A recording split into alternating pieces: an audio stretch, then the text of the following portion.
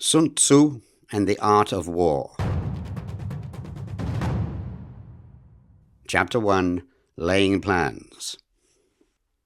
Sun Tzu said, "The art of war is of vital importance to the state. It is a matter of life and death, a road either to safety or to ruin. Hence it is a subject of inquiry which can on no account be neglected." The art of war, then, is governed by 5 constant factors to be taken into account in one's deliberations when seeking to determine the conditions obtaining in the field. These are: 1. The moral law. 2. Heaven. 3. Earth. 4. The commander. 5. Method and discipline. The moral law causes the people to be in complete accord with their ruler, so that they will follow him regardless of their lives, undismayed by any danger. Heaven signifies night and day, cold and heat, times and seasons. Earth comprises distances, great and small, danger and security, open ground and narrow passes, the chances of life and death. The commander stands for the virtues of wisdom, sincerity, benevolence, courage, and strictness. By method and discipline are to be understood the marshalling of the army in its proper subdivisions, the graduations of rank among the officers, the maintenance of roads by which supplies may reach the army, and the control of military expenditure. These 5 heads should be familiar to every general. He who knows them will be victorious. He who knows them not will fail. Therefore, in your deliberations, when seeking to determine the military conditions, let them be made the basis of a comparison. In this wise: 1. Which of the 2 sovereigns is imbued with the moral law? 2. Which of the 2 generals has most ability? 3. With whom lie the advantages derived from heaven and earth? 4. On which side is discipline most rigorously enforced? 5. Which army is stronger? 6. On which side are officers and men more highly trained? 7. In which army is there the greater constancy, both in reward and punishment? By means of these 7 considerations, I can forecast victory or defeat. The general that hearkens to my counsel and acts upon it will conquer. Let such a one be retained in command. The general that hearkens not to my counsel, nor acts upon it, will suffer defeat. Let such a one be dismissed. While heeding the profit of my counsel, avail yourselves also of any helpful circumstances over and beyond the ordinary rules. Accordingly, as circumstances are favorable, one should modify one's plans. All warfare is based on deception. Hence, when able to attack, we must seem unable. When using our forces, we must seem inactive. When we are near, we must make the enemy believe we are far away. When far away, we must make him believe we are near. Hold out baits to entice the enemy, feign disorder, and crush him. If he is secure at all points, be prepared for him. If he is in superior strength, evade him. If your opponent is of choleric temper, seek to irritate him. Pretend to be weak, that he may grow arrogant. If he is taking his ease, give him no rest. If his forces are united, separate them. Attack him when he is unprepared. Appear where you are not expected. These military devices leading to victory must not be divulged beforehand. Now, the general who wins a battle makes many calculations in his temple ere the battle is fought. The general who loses a battle makes but few calculations beforehand. Thus do many calculations lead to victory and few calculations to defeat. How much more no calculation at all? It is by attention to this point that I can foresee who is likely to win or lose. Chapter 2. Waging War. Sun Tzu said, "In the operations of war, where there are in the field 1,000 swift chariots, as many heavy chariots, and 100,000 mail-clad soldiers, with provisions enough to carry them 1,000 li, the expenditure at home and at the front, including entertainment of guests, small items such as glue and paint, and some spent on chariots and armor, will reach the total of 1,000 ounces of silver per day. Such is the cost of raising an army of 100,000 men. When you engage in actual fighting, if victory is long in coming, then men's weapons will grow dull, and their ardor will be damped. If you lay siege to a town, you will exhaust your strength. Again, if the campaign is protracted, the resources of the state will not be equal to the strain. Now, when your weapons are dulled, your ardor damped, your strength exhausted, and your treasure spent, other chieftains will spring up to take advantage of your extremity. Then no man, however wise, will be able to avert the consequences that must ensue. Thus, though we have heard of stupid haste in war, cleverness has never been seen associated with long delays. There is no instance of a country having benefited from prolonged war. It is only one who is thoroughly acquainted with the evils of war that can thoroughly understand the profitable way of carrying it on. The skillful soldier does not raise a second levy, neither are his supply wagons loaded more than twice. Bring war material with you from home, but forage on the enemy. Thus the army will have food enough for its needs. Poverty of the state exchequer causes an army to be maintained by contributions from a distance. Contributing to maintain an army at a distance causes the people to be impoverished. On the other hand, the proximity of an army causes prices to go up, and high prices cause the people's substance to be drained away.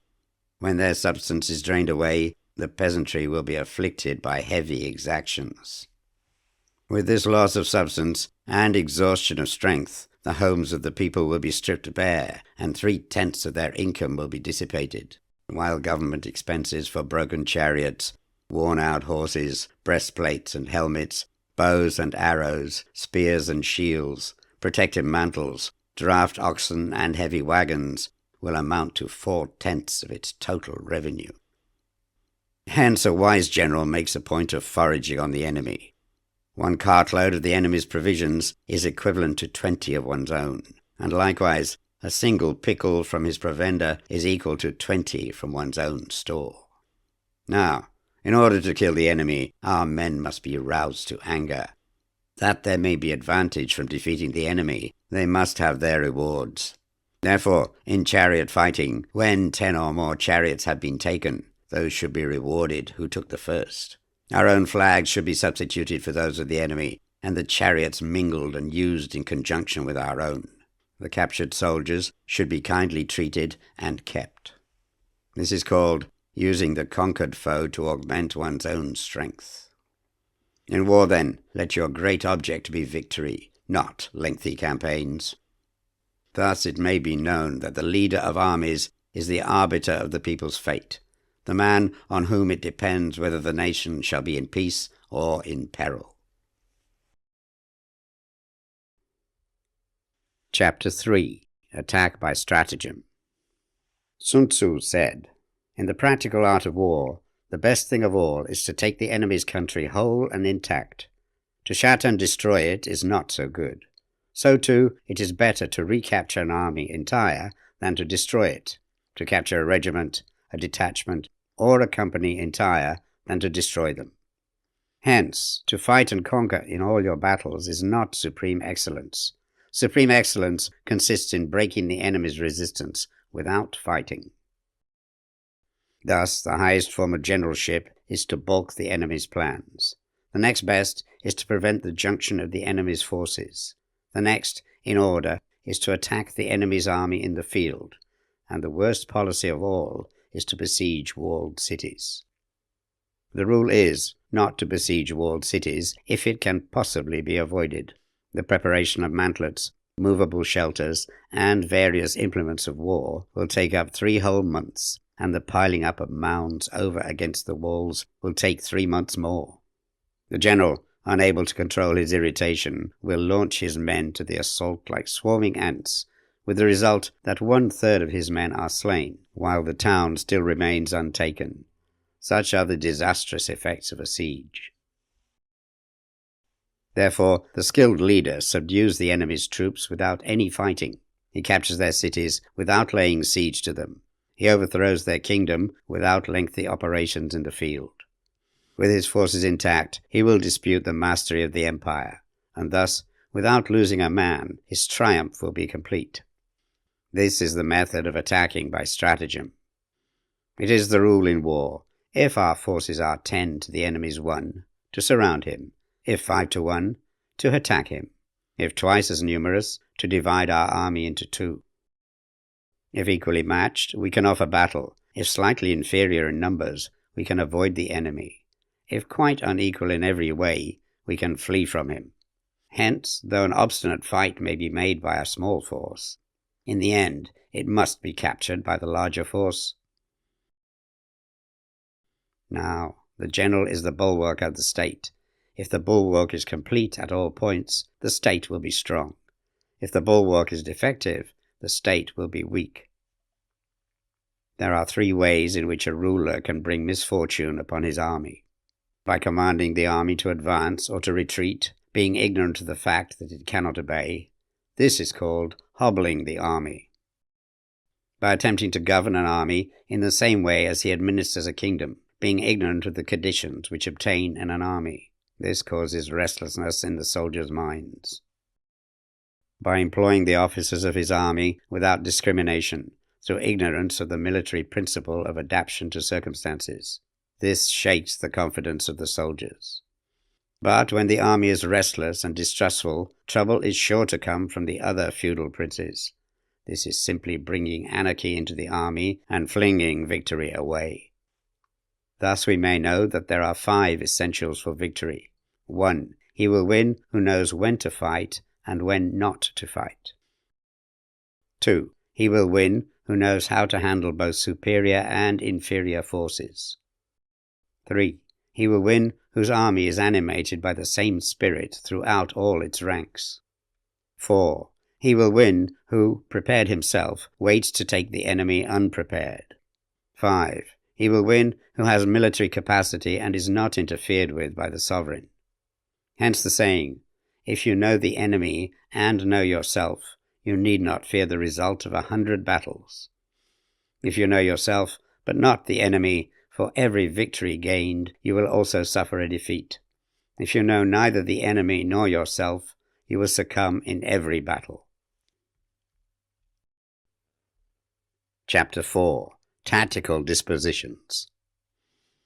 Sun Tzu said, the good fighters of old first put themselves beyond the possibility of defeat, and then waited for an opportunity of defeating the enemy. To secure ourselves against defeat lies in our own hands, but the opportunity of defeating the enemy is provided by the enemy himself. Thus, the good fighter is able to secure himself against defeat, but cannot make certain of defeating the enemy. Hence the saying, one may know how to conquer without being able to do it. Security against defeat implies defensive tactics.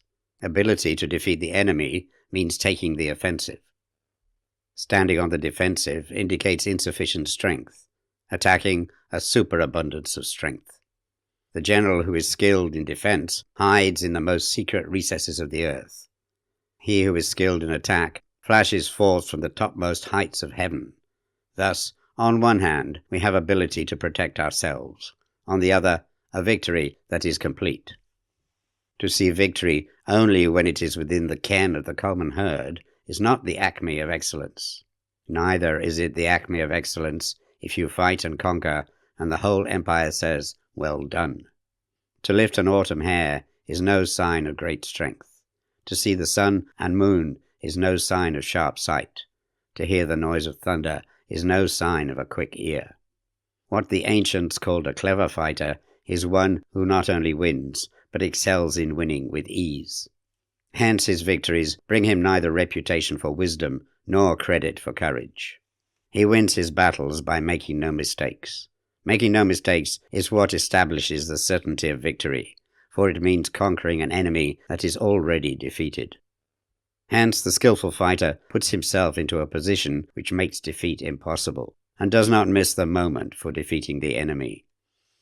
Thus it is that in war the victorious strategist only seeks battle after the victory has been won, whereas he who is destined to defeat first fights and afterwards looks for victory. The consummate leader cultivates the moral law and strictly adheres to method and discipline. Thus it is in his power to control success.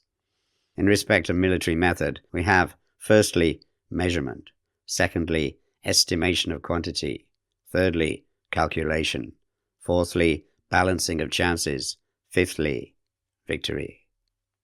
Measurement owes its existence to earth, estimation of quantity to measurement, calculation to estimation of quantity, balancing of chances to calculation, and victory to balancing of chances. A victorious army, opposed to a routed one, is as a pound's weight placed in a scale against a single grain. The onrush of a conquering force is like the bursting of pent-up waters into a chasm 1,000 fathoms deep. Chapter 5. Energy. Sun Tzu said, "The control of a large force is the same principle as the control of a few men. It is merely a question of dividing up their numbers." Fighting with a large army under your command is nowise different from fighting with a small one. It is merely a question of instituting signs and signals.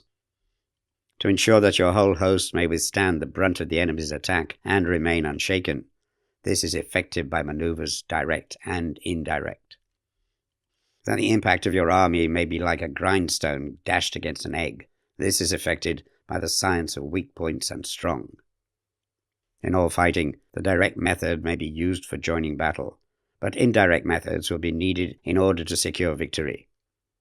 Indirect tactics, efficiently applied, are inexhaustible as heaven and earth, unending as the flow of rivers and streams. Like the sun and moon, they end, but to begin anew. Like the 4 seasons, they pass away to return once more. There are not more than 5 musical notes, yet the combinations of these 5 give rise to more melodies than can ever be heard. There are not more than 5 primary colors, blue, yellow, red, white, black, yet in combination they produce more hues than can ever be seen. There are not more than 5 cardinal tastes, sour, acrid, salt, sweet, bitter, yet combinations of them yield more flavors than can ever be tasted. In battles, there are not more than 2 methods of attack, the direct and the indirect, yet these 2 in combination give rise to an endless series of maneuvers.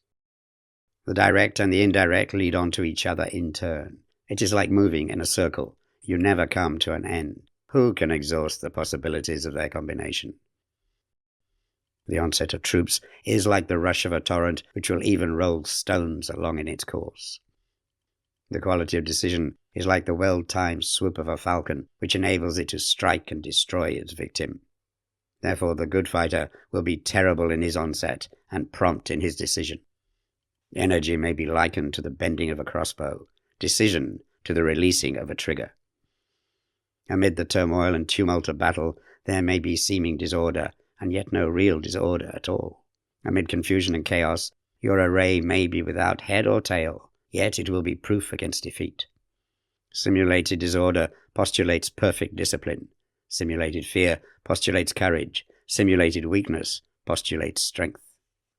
Hiding order between the cloak of disorder is simply a question of subdivision. Concealing courage under a show of timidity presupposes a fund of latent energy. Masking strength with weakness is to be effected by tactical dispositions. Thus, one who is skillful at keeping the enemy on the move maintains deceitful appearances, according to which the enemy will act. He sacrifices something that the enemy may snatch at. By holding out baits, he keeps him on the march. Then, with a body of picked men, he lies in wait for him. The clever combatant looks to the effect of combined energy and does not require too much from individuals. Hence his ability to pick out the right men and utilize combined energy. When he utilizes combined energy, his fighting men become, as it were, like unto rolling logs or stones.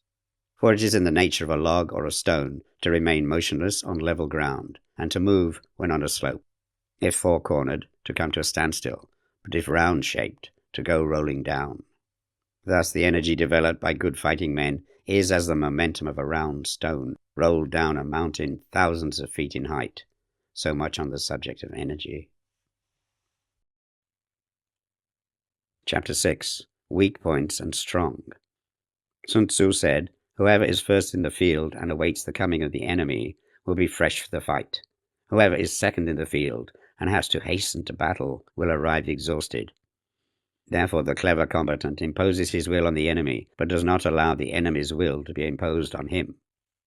By holding out advantages to him, he can cause the enemy to approach of his own accord.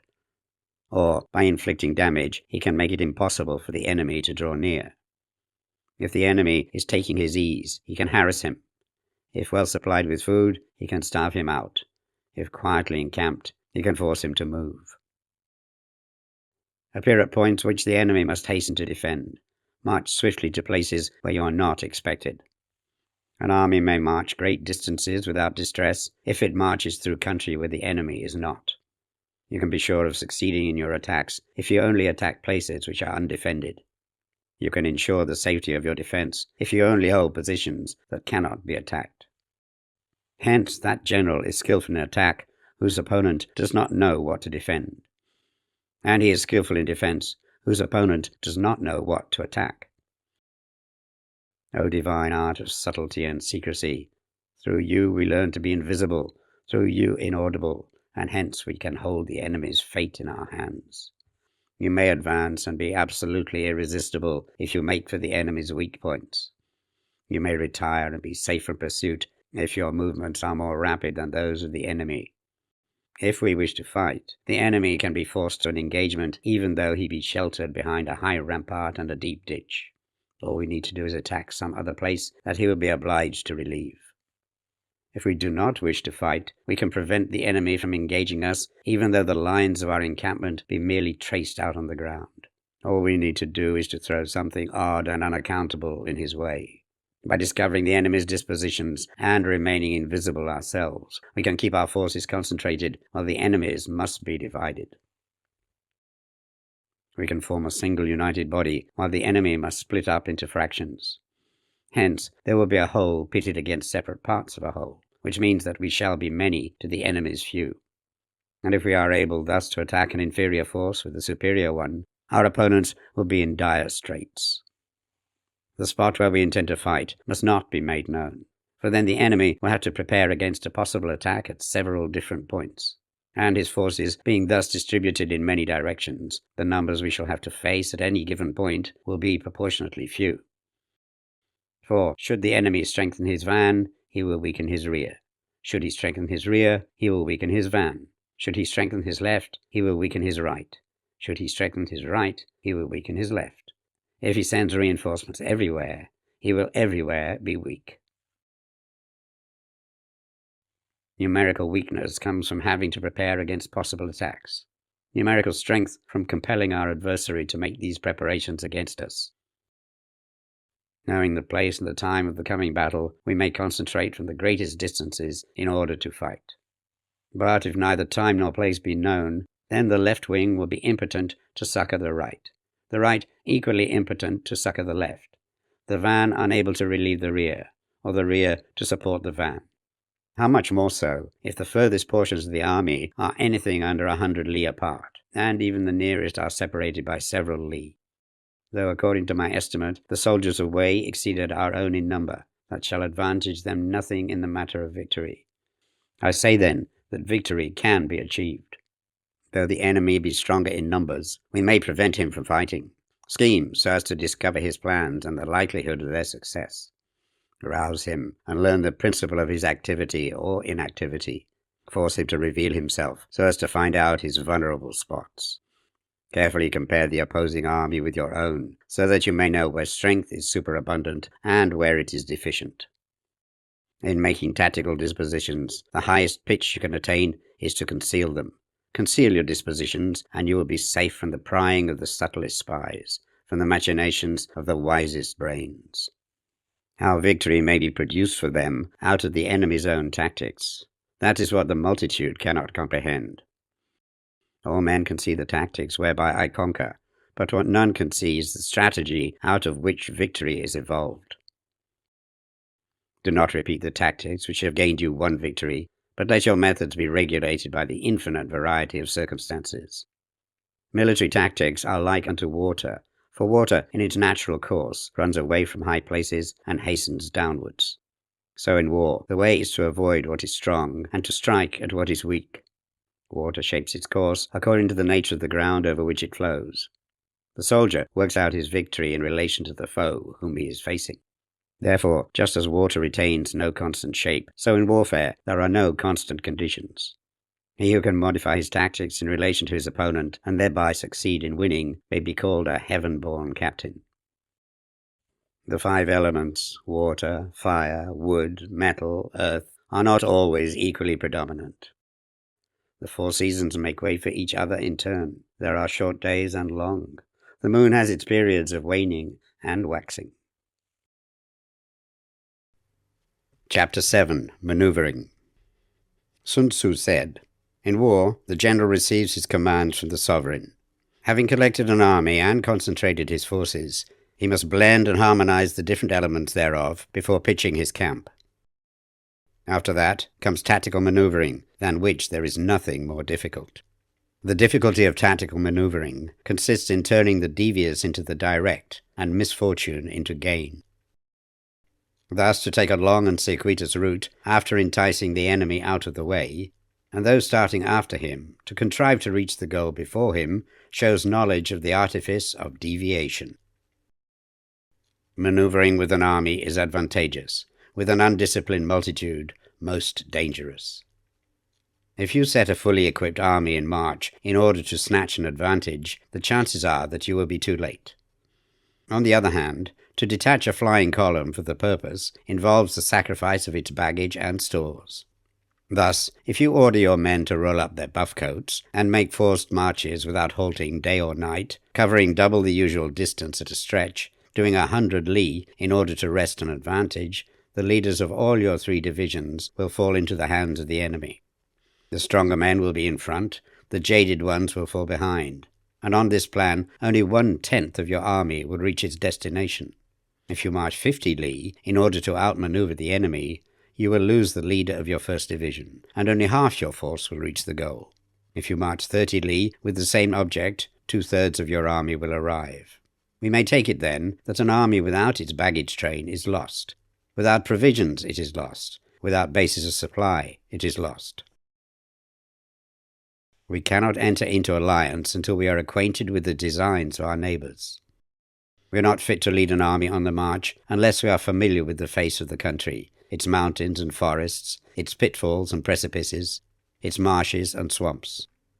We shall be unable to turn natural advantage to account unless we make use of local guides. In war, practice dissimulation, and you will succeed. Whether to concentrate or to divide your troops must be decided by circumstances. Let your rapidity be that of the wind, your compactness that of the forest. In raiding and plundering, be like fire. Immovability is like a mountain. Let your plans be dark and impenetrable as night, and when you move, fall like a thunderbolt. When you plunder a countryside, let the spoil be divided amongst your men. When you capture new territory, cut it up into allotments for the benefit of the soldiery. Ponder and deliberate before you make a move. He will conquer who has learned the artifice of deviation. Such is the art of maneuvering. The Book of Army Management says, "On the field of battle, the spoken word does not carry far enough. Hence the institution of gongs and drums. Nor can ordinary objects be seen clearly enough. Hence the institution of banners and flags." Gongs and drums, banners and flags are means whereby the ears and eyes of the host may be focused on one particular point. The host thus forming a single united body, it is impossible either for the brave to advance alone, or for the cowardly to retreat alone. This is the art of handling large masses of men. In night fighting, then, make much use of signal fires and drums, and in fighting by day of flags and banners, as a means of influencing the ears and eyes of your army. The whole army may be robbed of its spirit. A commander-in-chief may be robbed of his presence of mind. Now, a soldier's spirit is keenest in the morning. By noonday it has begun to flag, and in the evening his mind is bent only on returning to camp. A clever general, therefore, avoids an army when the spirit is keen, but attacks it when it is sluggish and inclined to return. This is the art of studying moods. Disciplined and calm, to await the appearance of disorder and hubbub amongst the enemy. This is the art of retaining self-possession. To be near the goal while the enemy is still far from it. To wait at ease while the enemy is toiling and struggling. To be well fed while the enemy is famished. This is the art of husbanding one's strength. To refrain from intercepting an enemy whose banners are in perfect order. To refrain from attacking an army drawn up in calm and confident array. This is the art of studying circumstances. It is a military axiom not to advance uphill against the enemy, nor to oppose him when he comes downhill. Do not pursue an enemy who simulates flight. Do not attack soldiers whose temper is keen. Do not swallow bait offered by the enemy. Do not interfere with an army that is returning home. When you surround an army, leave an outlet free. Do not press a desperate foe too hard. Such is the art of warfare.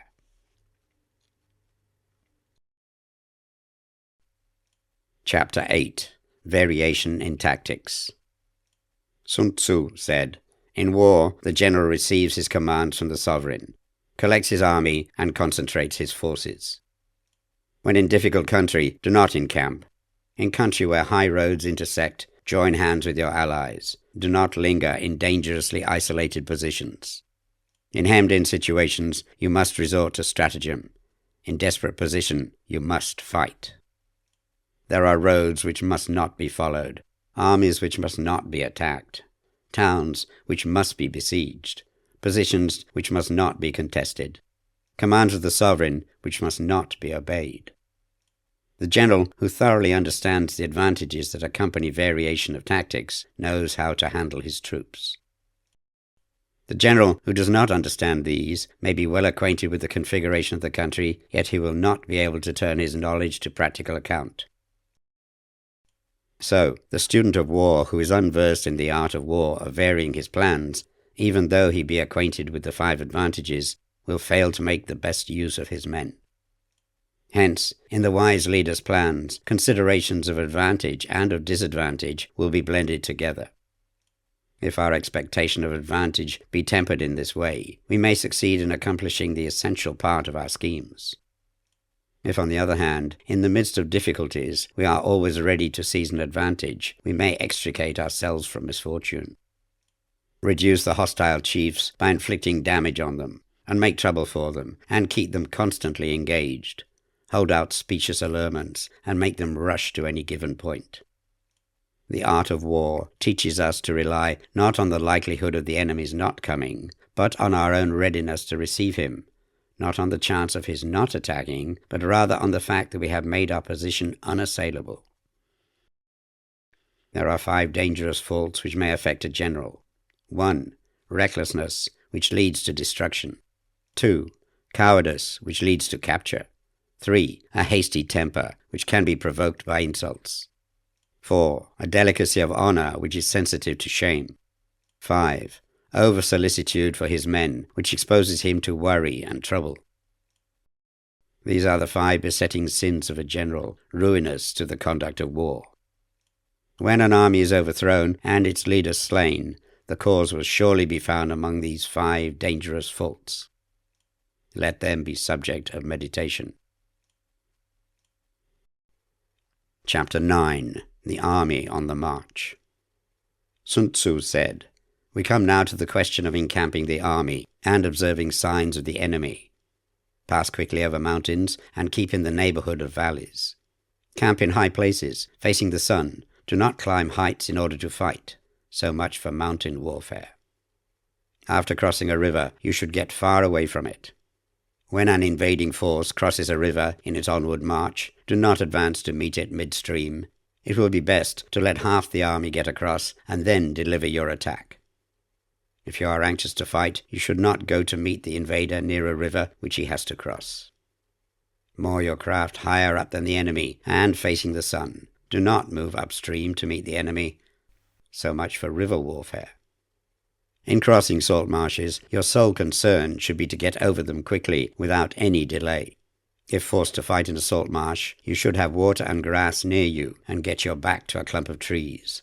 So much for operations in salt marshes. In dry, level country, take up an easily accessible position with rising ground to your right and on your rear, so that the danger may be in front and safety lie behind.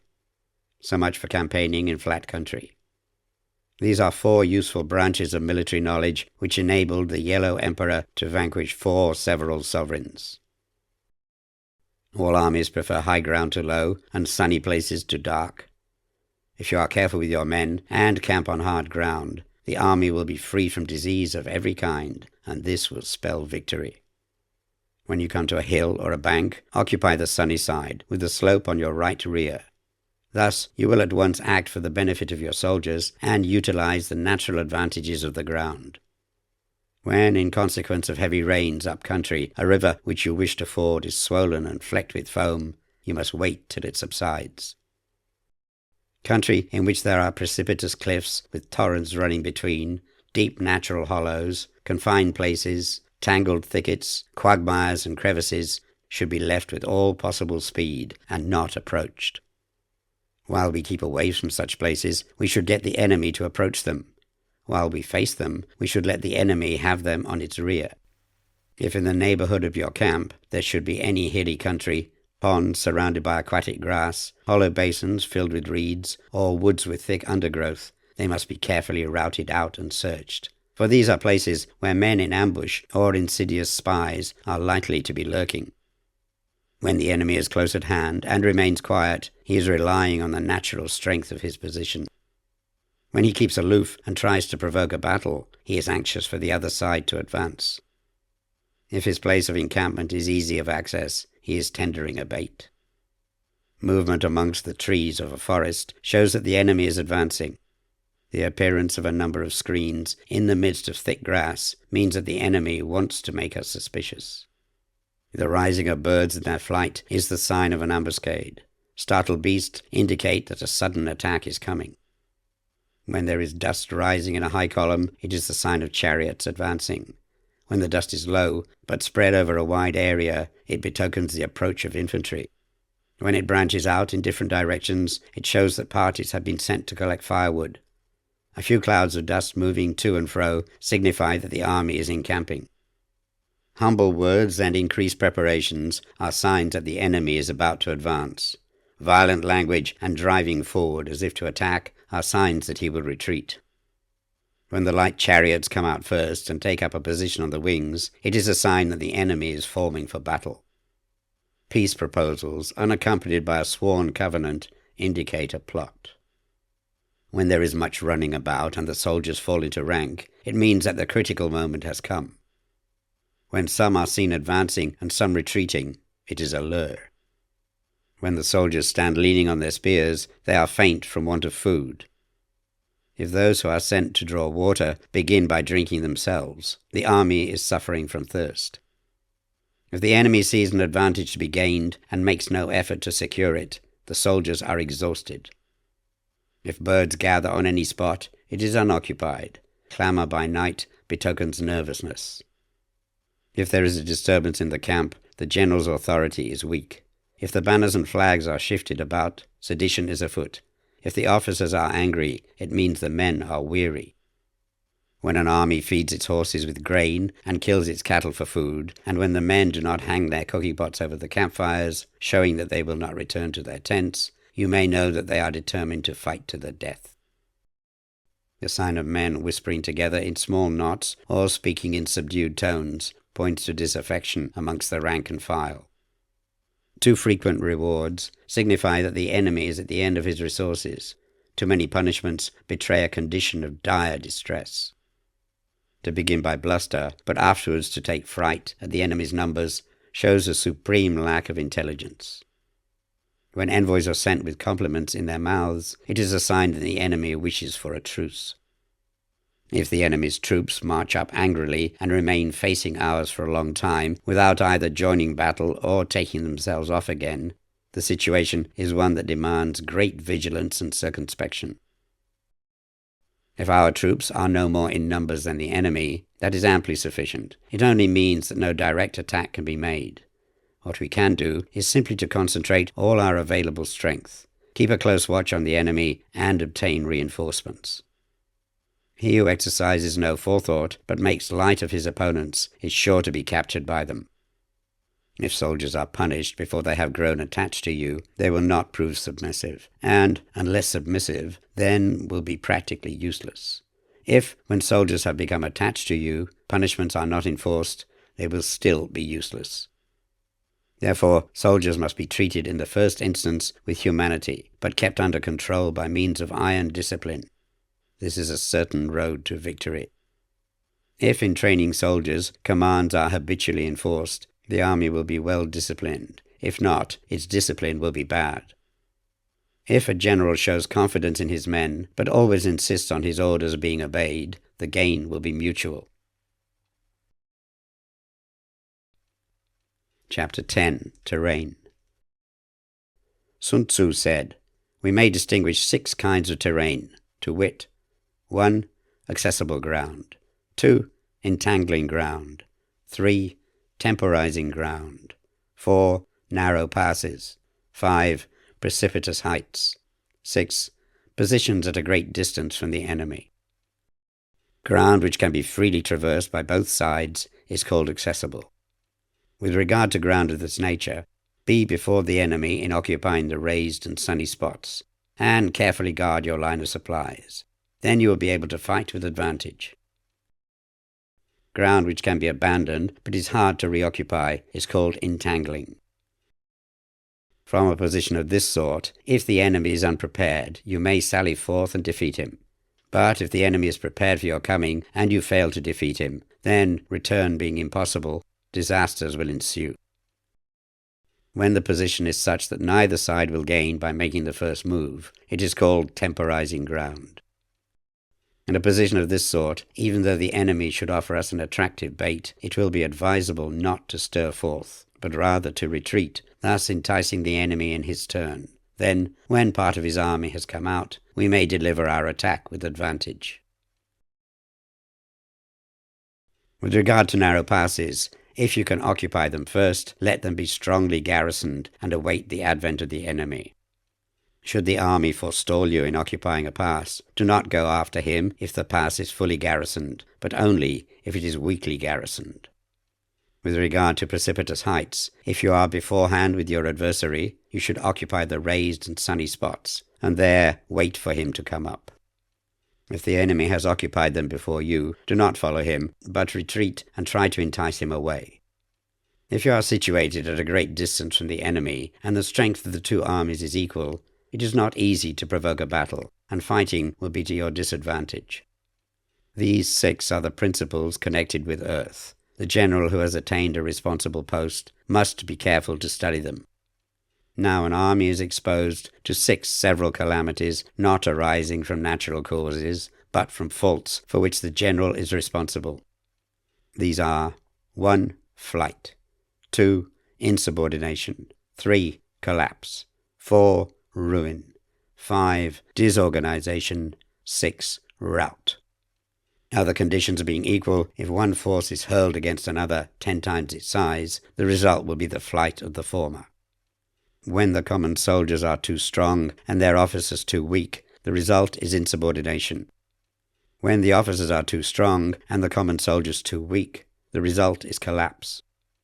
When the higher officers are angry and insubordinate, and on meeting the enemy give battle on their own account from a feeling of resentment, before the commander-in-chief can tell whether or no he is in a position to fight, the result is ruin.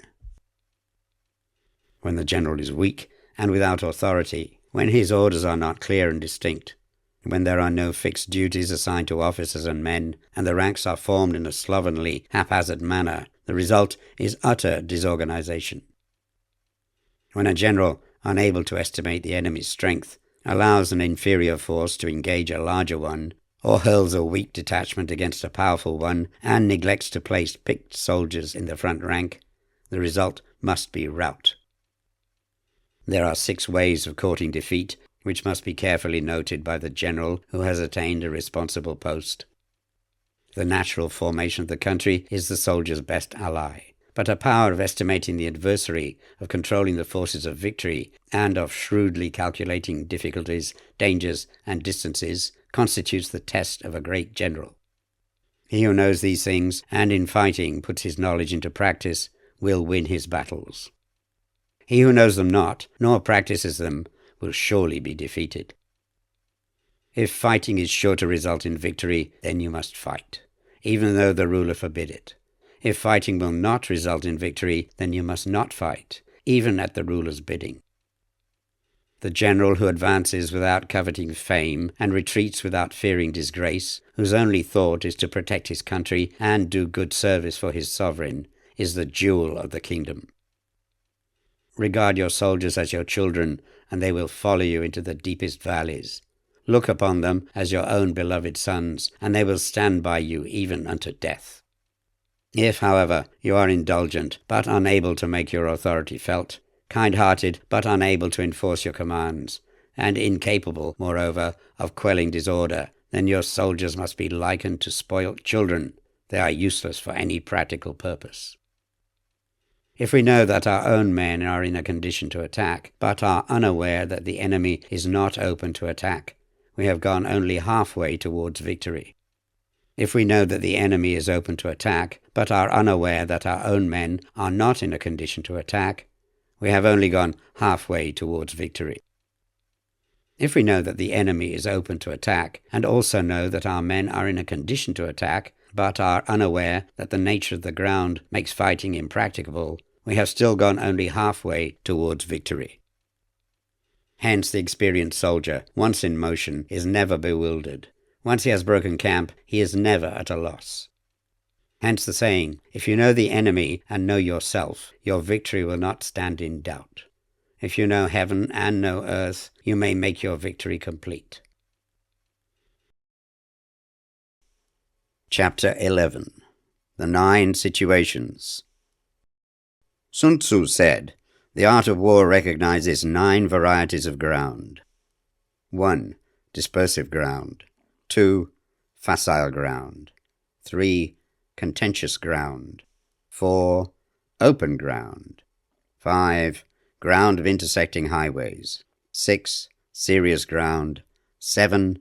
Difficult ground. 8. Hemmed-in ground. 9. Desperate ground. When a chieftain is fighting in his own territory, it is dispersive ground. When he has penetrated into hostile territory, but to no great distance, it is facile ground. Ground the possession of which imports great advantage to either side is contentious ground. Ground on which each side has liberty of movement is open ground. Ground which forms the key to 3 contiguous states, so that he who occupies it first has most of the empire at his command, is a ground of intersecting highways. When an army has penetrated into the heart of a hostile country, leaving a number of fortified cities in its rear, it is serious ground. Mountain forests, rugged steeps, marshes and fens, all country that is hard to traverse, this is difficult ground. Ground which is reached through narrow gorges, and from which we can only retire by tortuous paths, so that a small number of the enemy would suffice to crush a large body of our men. This is hemmed-in ground. Ground on which we can only be saved from destruction by fighting without delay is desperate ground.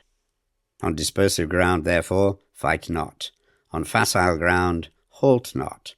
On contentious ground, attack not. On open ground, do not try to block the enemy's way. On the ground of intersecting highways, join hands with your allies. On serious ground, gather in plunder. In difficult ground, keep steadily on the march. On hemmed-in ground, resort to stratagem. On desperate ground, fight. Those who were called skillful leaders of old knew how to drive a wedge between the enemy's front and rear, to prevent cooperation between his large and small divisions, to hinder the good troops from rescuing the bad, the officers from rallying their men. When the enemy's men were united, they managed to keep them in disorder. When it was to their advantage, they made a forward move. When otherwise, they stopped still. If asked how to cope with a great host of the enemy in orderly array and on the point of marching to the attack, I should say, begin by seizing something which your opponent holds dear. Then he will be amenable to your will. Rapidity is the essence of war. Take advantage of the enemy's unreadiness. Make your way by unexpected routes, and attack unguarded spots. The following are the principles to be observed by an invading force. The further you penetrate into a country, the greater will be the solidarity of your troops, and thus the defenders will not prevail against you. Make forays in fertile country in order to supply your army with food. Carefully study the well-being of your men and do not overtax them. Concentrate your energy and hoard your strength. Keep your army continually on the move and devise unfathomable plans. Throw your soldiers into positions whence there is no escape, and they will prefer death to flight. If they will face death, there is nothing they may not achieve. Officers and men alike will put forward their uttermost strength. Soldiers, when in desperate straits, lose the sense of fear. If there is no place of refuge, they will stand firm. If they are in hostile country, they will show a stubborn front. If there is no help for it, they will fight hard. Thus, without waiting to be marshalled, the soldiers will be constantly on the qui-vive, without waiting to be asked. They will do your will without restrictions. They will be faithful without giving orders. They can be trusted. Prohibit the taking of omens, and do away with superstitious doubts. Then, until death itself comes, no calamity need be feared. If our soldiers are not overburdened with money, it is not because they have a distaste for riches. If their lives are not unduly long, it is not because they are disinclined to longevity. On the day they are ordered out to battle, your soldiers may weep, those sitting up bedewing their garments, and those lying down letting the tears run down their cheeks. But let them once be brought to bay, and they will display the courage of a Chu or a Kui. The skillful tactician may be likened to the shuaijian. Now the shuaijian is a snake that is found in the Jiong Mountains. Strike at its head, and you will be attacked by its tail. Strike at its tail, and you will be attacked by its head. Strike at its middle, and you will be attacked by the head and tail, both. Asked if an army can be made to imitate the shuaijian, I should answer yes, for the men of Wu and the men of Yue are enemies. Yet if they are crossing a river in the same boat and are caught by a storm, they will come to each other's assistance, just as the left hand helps the right. Hence it is not enough to put one's trust in the tethering of horses and the burying of chariot wheels in the ground. The principle on which to manage an army is to set up one standard of courage which all must reach. How to make the best of both strong and weak, that is a question involving the proper use of ground. Thus, the skillful general conducts his army just as though he were leading a single man, willy-nilly, by the hand. It is the business of a general to be quiet and thus ensure secrecy, upright and just, and thus maintain order. He must be able to mystify his officers and men by false reports and appearances, and thus keep them in total ignorance. By altering his arrangements and changing his plans, he keeps the enemy without definite knowledge. By shifting his camp and taking circuitous routes, he prevents the enemy from anticipating his purpose. At the critical moment, the leader of an army acts like one who has climbed up a height and then kicks away the ladder behind him. He carries his men deep into hostile territory before he shows his hand. He burns his boats and breaks his cooking pots. Like a shepherd driving a flock of sheep, he drives his men this way and that, and nothing knows whither he is going. To muster his host and bring it into danger, this may be termed the business of the general. The different measures suited to the 9 varieties of ground, the expediency of aggressive or defensive tactics, and the fundamental laws of human nature, these are things that must most certainly be studied. When invading hostile territory, the general principle is that penetrating deeply brings cohesion. Penetrating but a short way means dispersion. When you leave your own country behind and take your army across neighborhood territory, you find yourself on critical ground. Where there are means of communication on all 4 sides, the ground is one of intersecting highways. When you penetrate deeply into a country, it is serious ground. When you penetrate but a little way, it is facile ground. When you have your enemy's strongholds on your rear and narrow passes in front, it is hemmed-in ground. When there is no place of refuge at all, it is desperate ground. Therefore, on dispersive ground, I would inspire my men with unity of purpose. On facile ground, I would see that there is close connection between all parts of my army. On contentious ground, I would hurry up my rear. On open ground, I would keep a vigilant eye on my defenses. On ground of intersecting highways, I would consolidate my alliances. On serious ground, I would try to ensure a continuous stream of supplies. On difficult ground, I would keep pushing on along the road. On hemmed-in ground, I would block any way of retreat. On desperate ground, I would proclaim to my soldiers the hopelessness of saving their lives. For it is the soldier's disposition to offer an obstinate resistance when surrounded, to fight hard when he cannot help himself, and to obey promptly when he has fallen into danger. We cannot enter into alliance with the neighboring princes until we are acquainted with their designs. We are not fit to lead an army on the march unless we are familiar with the face of the country, its mountains and forests, its pitfalls and precipices, its marshes and swamps. We shall be unable to turn natural advantages to account unless we make use of local guides. To be ignored of any one of the following 4 or 5 principles does not befit a warlike prince. When a warlike prince attacks a powerful state, his generalship shows itself in preventing the concentration of the enemy's forces.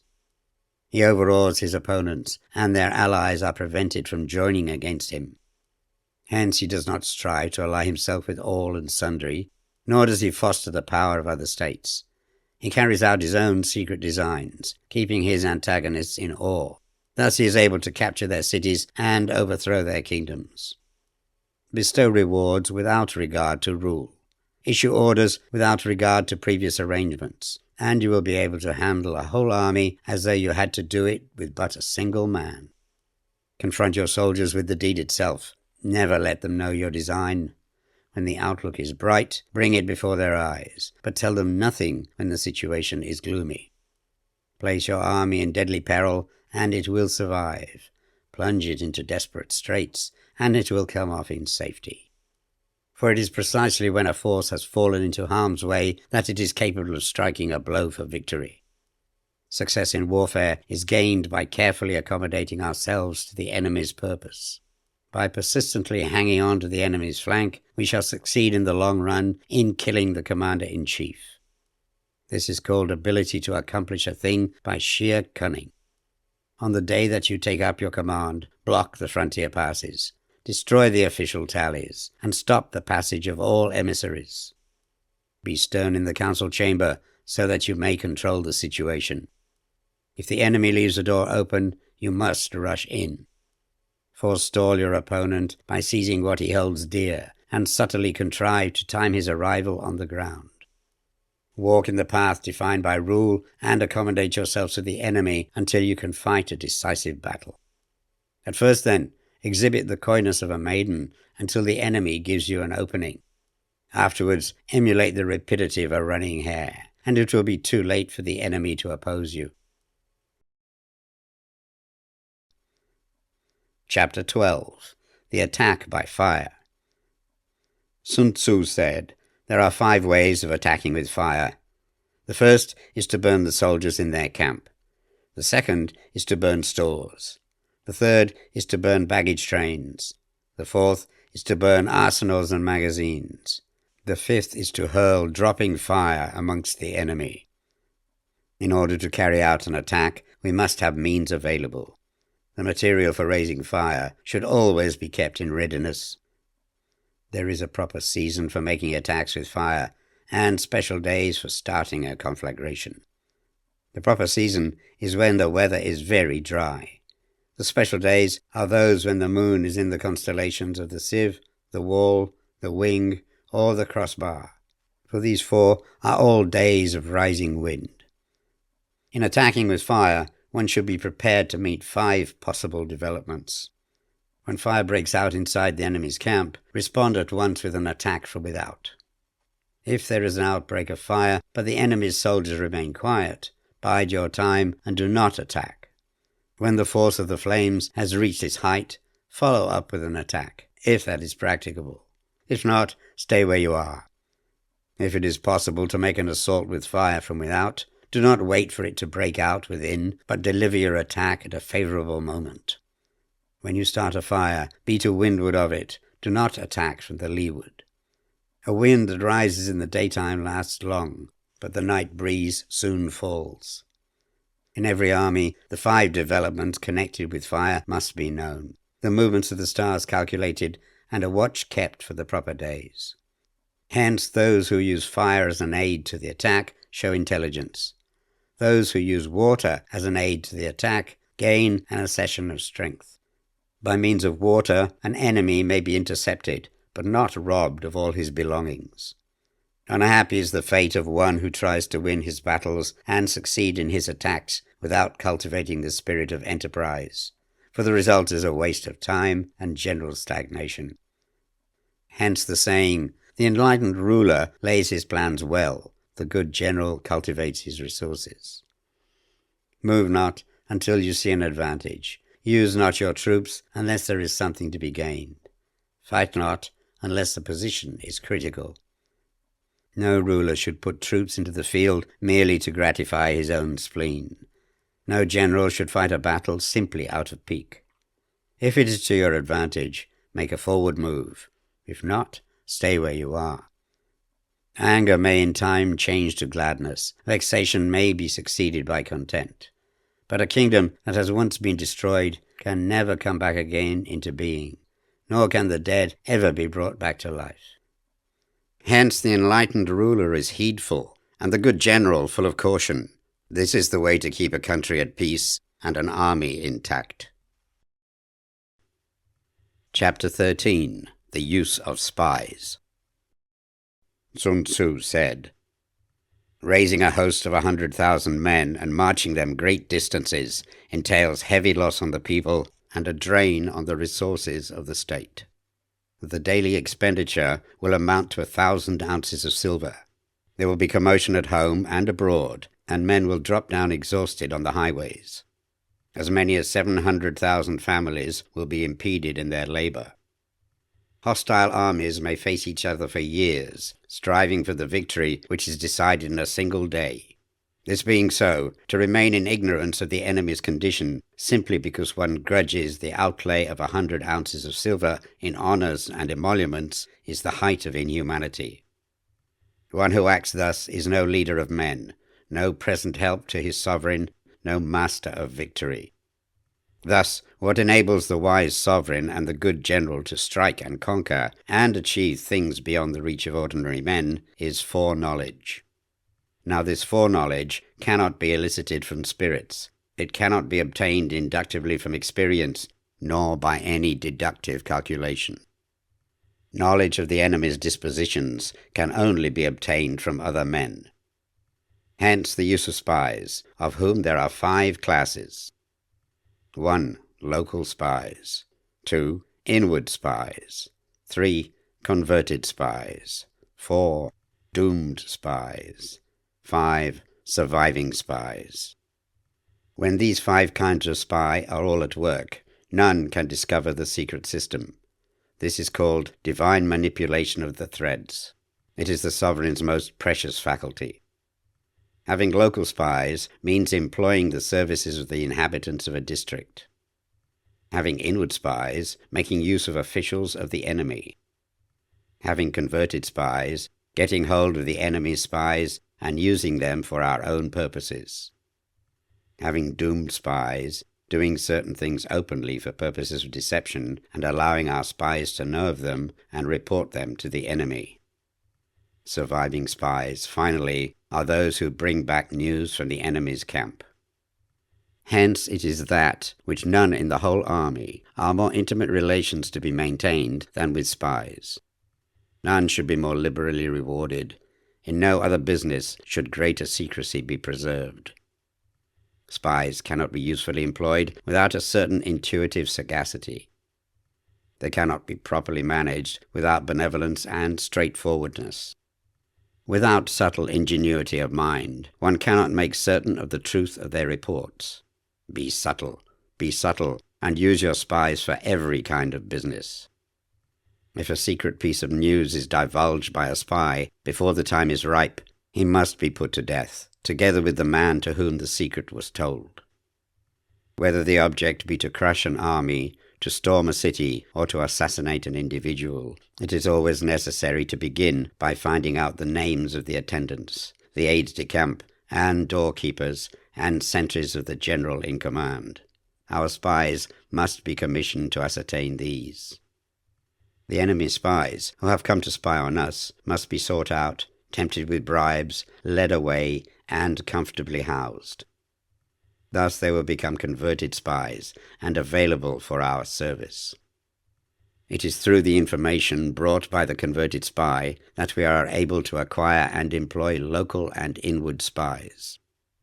It is owing to his information again that we can cause the doomed spy to carry false tidings to the enemy.